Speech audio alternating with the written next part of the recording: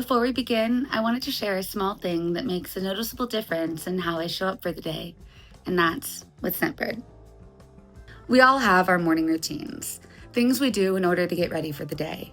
But here's one thing that I do that helps me feel ready for the day, and that's spraying on a little bit of liquid confidence with Scentbird. I've been obsessed with Scentbird, a monthly fragrance subscription where you choose exactly what you want from over 900 authentic, designer, and niche boutique scents.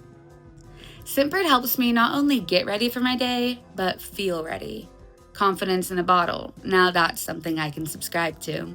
One fragrance I've been loving this month is called Violet Santal Eau de Parfum by Oak Essentials. It has a light and energetic smell to it. I was also really excited to try this new scent by All Saints. It's actually one that's unisex. It's called Sunset Riot. It has explosive pink pepper top notes and sensual orange flower along with night blooming jasmine. The scent I'm connecting with the most, though, is this one. It's by Borsalino, and it's called White Iris, and besides its namesake, it also has hints of orange blossom, jasmine, and almond, which is an amazing combination that feels refreshing, but also somehow very elegant and refined. So if you want to experiment, rotate a few scents, find the one that feels just like your signature, or just start with one, use promo code 55MERC, that's 55 Merc, for 55% off your first purchase at Scentbird.com. That means your first 8 milliliter fragrance, which lasts around 30 days, will only be $8.97. After that, your next fragrance will only be $17.95. To get 55% off your first purchase, don't forget to use promo code 55MERC, that's 55MERC, or scan the QR code below.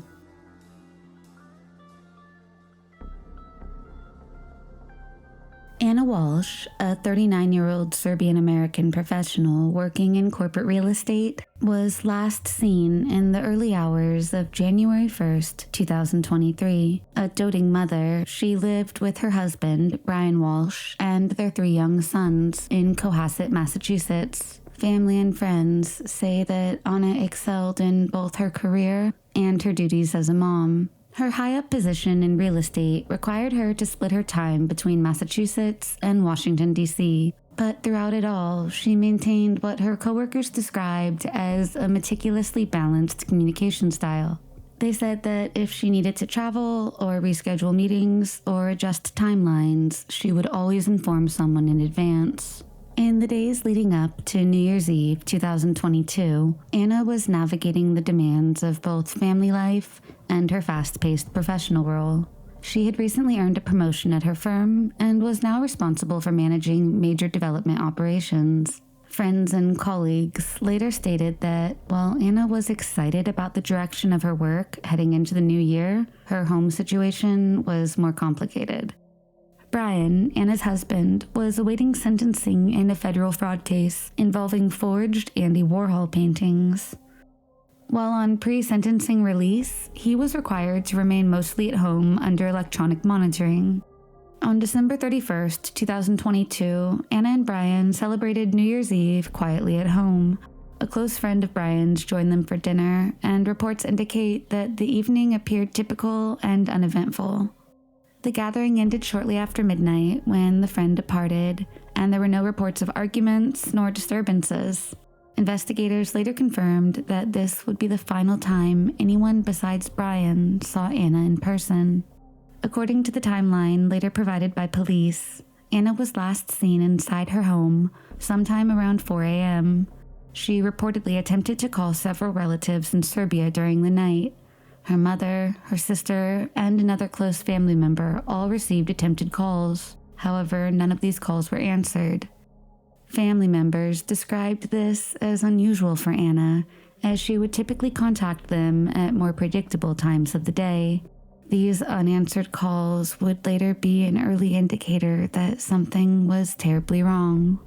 Brian told investigators that Anna left her home early on the morning of January 1st in order to travel to Washington, D.C., due to an unexpected work crisis. Brian recalls that Anna took a rideshare, such as Uber or Lyft, from her home to Logan Airport in Boston. He explained that she left early in order to fly ahead of her already scheduled January 3rd trip. To outsiders, this explanation may have seemed plausible given the nature of Anna's job and her frequent travel. To outsiders, this explanation on its surface might have seemed plausible, given the nature of Anna's job and her frequent travel. However, investigators quickly found discrepancies. When police attempted to verify the rideshare claim, they found no record of any Ubers nor Lyfts picking up from the Walsh residence that morning. There were no taxi records either.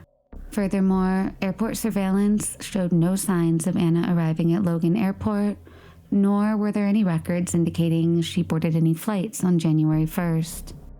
Anna's workplace became concerned when she failed to appear in Washington for her scheduled arrival on January 3rd, but it was on January 4th, when she still had not arrived and was not responding to calls or messages, that her employer reported her missing. They informed police that Anna was exceptionally consistent in her attendance and communication, and said that her failure to show up without notice was considered alarmingly out of character. Later that same day, on January 4th, Brian Walsh also filed a missing person report. Police began reconstructing Anna's timeline by interviewing neighbors, reviewing digital records, and analyzing the family's home. Brian supplied a list of errands he claimed to have completed on January 1st and 2nd, including taking one of his sons for ice cream and visiting CVS and Whole Foods. Investigators checked surveillance footage from the stores he had mentioned, but found no evidence that Brian had entered either location at the times he stated. Instead, surveillance footage captured him at a hardware store, purchasing cleaning supplies. The store's receipt included tarps, buckets, mops, drop cloths, and protective clothing. This purchase occurred on January 2nd, the day after he claimed Anna left for Washington. Investigators say the items on the receipt suggested a preparation for cleaning a large area or handling materials that might leave behind significant residue. And based on these findings, investigators obtained a search warrant for the Walsh home. During the search, police detected blood in the basement and recovered a damaged knife with visible bloodstains. These discoveries altered the course of the investigation from a missing persons case to a potential homicide. Authorities examined waste collection routes and facilities that serviced the Walsh neighborhood. At a garbage transfer station in a neighboring town, investigators retrieved several trash bags that appeared out of place based on weight, content, and disposal patterns. Inside, they found towels, cloth, and cleaning rags, all stained with blood. They also recovered tools, including a hacksaw and a hatchet. Laboratory testing confirmed that multiple items contained DNA belonging to Anna Walsh. Brian's Google searches became equally important. Investigators reviewed the family's digital devices and uncovered a series of internet searches conducted during the early morning hours of January 1st and the days following.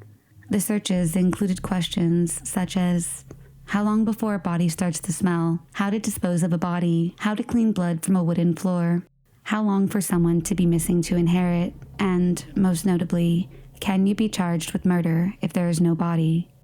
Investigators continued to reconstruct Anna's last days by comparing Brian Walsh's statements with data obtained from surveillance footage, cell phone records, and time-stamped receipts. Many elements of his account did not align with the evidence. For example, he originally told police he had not left the house on January 1st except to take his son for ice cream, yet surveillance footage showed he made several trips outside the home and engaged in activities not disclosed during the initial interviews.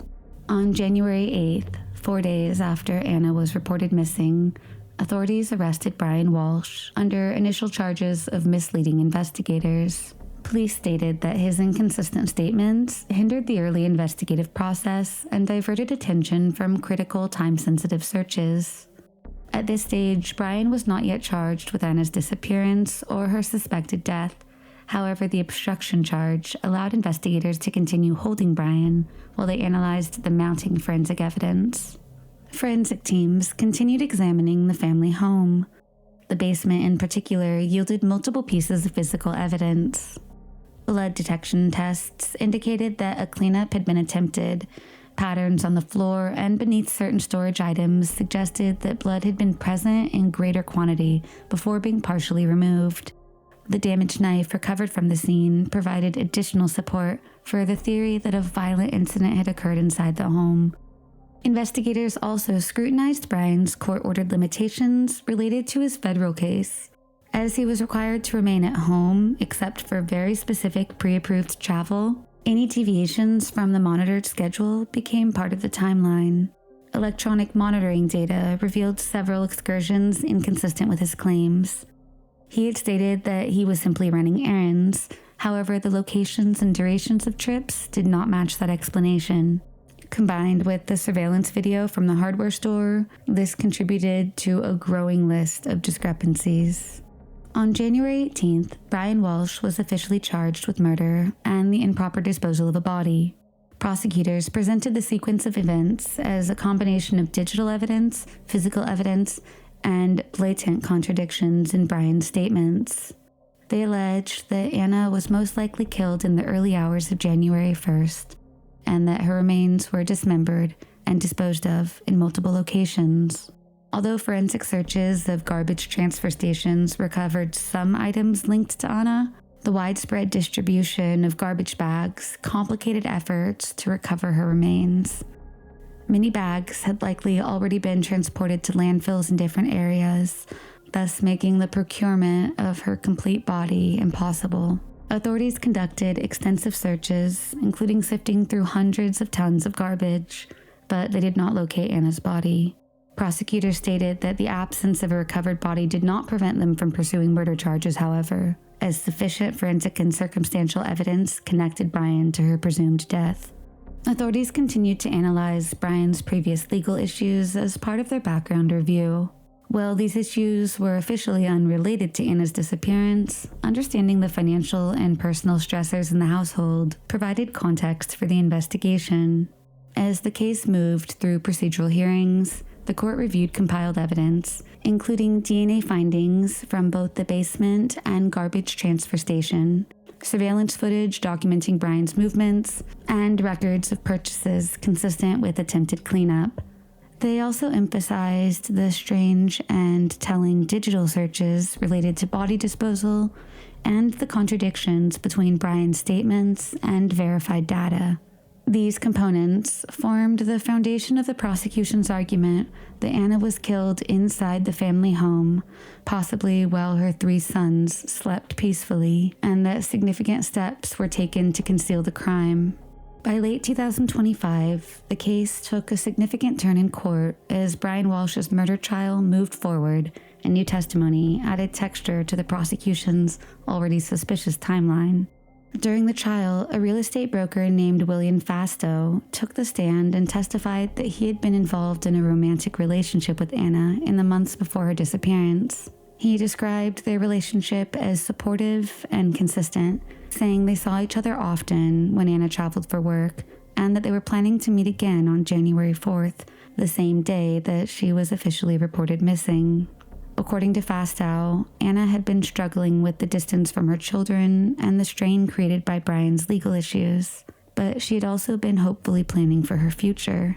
Fastow said that Anna eventually intended to tell Brian about the relationship so that she could be honest and handle the situation directly. Prosecutors suggested that the combination of Anna's career growth, her personal independence, and this newly revealed relationship may have contributed to tension inside the home. Brian, through his defense, however, presented a different narrative. His defense claimed that Anna actually died unexpectedly of a rare medical event on New Year's Day, and that Brian panicked, believing that reporting her death would harm their children and destroy what remained of their family. According to the defense, this fear led him to dispose of Anna's body and lie about her whereabouts, but they steadfastly continued to deny that a homicide ever occurred inside the home. But prosecutors argued the evidence demonstrated a planned killing and steps taken to dispose of her remains in order to hide his guilt. The jury agreed with the evidence presented by prosecutors. In late December of 2025, Brian Walsh was finally sentenced to life in prison without the possibility of parole. After handing down his sentence, the judge addressed Brian Walsh directly. She said, while looking him in the eyes, "Your acts in dismembering your wife's body and disposing of her remains in multiple area dumpsters can only be described as barbaric and incomprehensible. You had no regard for the lifelong mental harm that your criminal acts inflicted on your then 2, 4, and 6-year-old sons, not only in taking their mother, but also, as is specific to this charge, in never being able to properly grieve that loss." In addition to the mandatory life sentence, the court imposed maximum penalties on other charges related to the investigation, including misleading police and the illegal disposal of a body. Brian's defense argued that the consecutive sentences were excessive. However, the judge rejected that argument, and all charges stood. Anna's sister delivered a victim impact statement and spoke about the ongoing effect of Anna's death on their family. She said, in part, "Anna will never be forgotten. We will carry her light and her memory with us forever."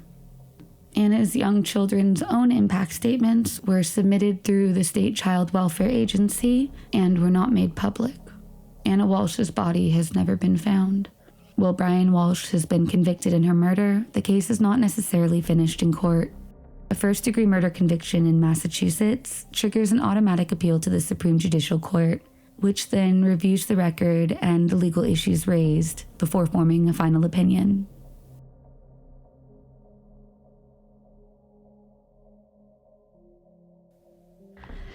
In late November of 2025, Stephanie Pieper was busy preparing for the holiday season.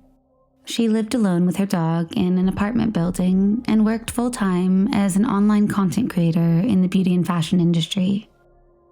Her schedule was lucrative because it was structured and predictable, and those who collaborated with her described her as punctual, communicative, and reliable. Stephanie kept detailed calendars for everything from filming to editing and photo shoots, and everyone in the industry who interacted with her said she truly did light up a room. On November 23rd, 2025, Stephanie attended a holiday party with friends. Friends later mused that Stephanie seemed relaxed and cheerful throughout the evening. By the time the party ended, it was well past midnight, and in the early hours of November 24th, Stephanie left the gathering with a friend, and a taxi brought them both to her apartment building. Surveillance footage from the building's entryway confirmed that she did arrive home safely. Stephanie is seen opening the front door, stepping inside with her friend, and then going upstairs. This recording is the last visual evidence confirming she entered her residence. Shortly after arriving home, Stephanie sent a message letting someone else know that she'd made it home safely, although it's not disclosed in the media exactly who it was. This was consistent with her normal pattern of communication. Later, however, she sent an additional text message indicating that she felt that there was a person in her stairway. Police are obscure about the recipient of this text message or its full contents, but say that the messages indicated she felt uneasy about the person's presence. The exact wording of these messages has not been publicly released due to the ongoing nature of the investigation. Investigators summarized them, however, as expressions of concern about a man that Stephanie had either encountered inside of the building or near her unit. After these communications, her phone activity stopped, and there were no further outgoing calls, messages, or location pings. Later that morning, Stephanie failed to appear for a scheduled photo shoot. She had confirmed the appointment beforehand, and her colleagues expected her arrival. Her missing such an engagement, they say, was extremely uncharacteristic. When several hours passed without contact, the photographer visited Stephanie's building in fear that she might be at home but unable to respond. However, efforts to reach her remained unsuccessful, and he contacted authorities, initiating a missing persons investigation. Police began by interviewing her neighbors and reviewing available surveillance footage. Several neighbors reported hearing a disturbance or what may have been an argument around the time Stephanie likely returned home. Their descriptions varied, but all accounts pointed to the fact that unusual noises were originating from the area near her apartment. Some neighbors also reported seeing what they thought was Stephanie's former boyfriend near the building that night. Their relationship had previously ended, and while details about the nature of their breakup were not fully known publicly, acquaintances say there was tension between the two. Investigators then expanded their review of the building's surveillance system. Footage from a secondary camera captured a man exiting the building carrying a large, fabric-wrapped object. The footage did not clearly show the man's face, but his build and gait were consistent with someone investigators would later identify as Stephanie's ex-boyfriend. The timing of the video aligned with the period in which Stephanie's phone ceased transmitting data. Because of this footage, detectives designated Stephanie's ex-partner as a person of interest and began attempting to locate him for questioning. However, he failed to respond to initial contact attempts. By the time police were frantically attempting to get a hold of him, it had been nearly 24 hours since Stephanie's last communication. Authorities reviewed phone records, cell phone tower location data, and vehicle movements associated with the ex-boyfriend. Digital analysis indicated that a device linked to him had traveled south toward the border of Austria and Slovenia within hours of Stephanie's phone going offline. That same day, a red Volkswagen Golf registered to the ex-boyfriend was recorded on traffic cameras traveling in the direction of the border. At this stage, investigators officially transitioned from that of a missing persons case to a broader criminal investigation. They notified law enforcement officials in Slovenia, providing them with relevant data and requesting assistance in locating the vehicle and conducting area searches. Authorities eventually located a burned vehicle matching the description of the suspect's car near the Austrian-Slovenian border. The burning of the automobile appeared deliberate. The fire damage was extensive enough to obscure all interior details, but investigators were able to confirm that the vehicle was registered to the ex-boyfriend. They also found traces suggesting that accelerants may have been used, strengthening the possibility that someone had attempted to destroy evidence in the vehicle fire. Search efforts in Slovenia continued, focusing on wooded areas, back roads, and areas accessible from the routes indicated by digital tracing. Such efforts proved successful when Slovenian authorities discovered a large suitcase partially buried in a forest area near Pieper. Forensic personnel opened the suitcase and confirmed it contained human remains. Clothing and physical characteristics, they said, strongly suggested it belonged to Stephanie, and subsequent DNA testing formally confirmed her identity. With this heartbreaking turn, Austrian and Slovenian authorities coordinated to locate and apprehend Stephanie's ex-boyfriend on charges of murder. He was found shortly after the discovery of the suitcase and was taken into custody. According to official reports, during interrogation, he stated that he had been present at Stephanie's apartment the night she returned home. He claimed a confrontation occurred, escalating into a physical altercation that resulted in her death.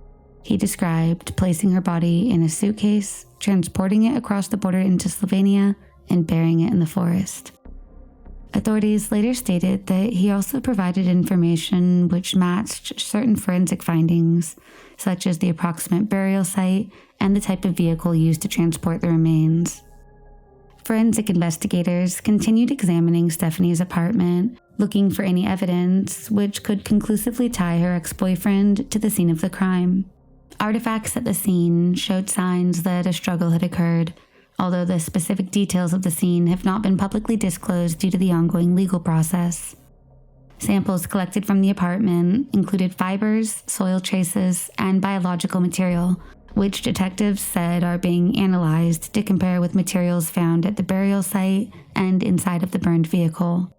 During the investigation, police also detained 2 of the relatives of the ex-boyfriend. Their potential involvement centered on whether they assisted in the disposing of evidence or possibly aided in concealing information about Stephanie's disappearance. Authorities say that these relatives are considered persons of interest, and right now they're reviewing their communication logs, travel records, and digital data in order to determine their roles. As of now, her ex-boyfriend remains in custody, and the case is moving toward trial under Austrian jurisdiction with cooperation from Slovenian authorities. Thank you so much to Scentbird for supporting the channel, and positively contributing to my peace of mind. Check them out by scanning the QR code or by using promo code 55MERC, that's 55MERC, or scan the QR code below. If you like what we do and want to see more, don't forget to hit the subscribe button. Thank you so much to our patrons. If you would like to support this channel, you can visit the link in our bio below.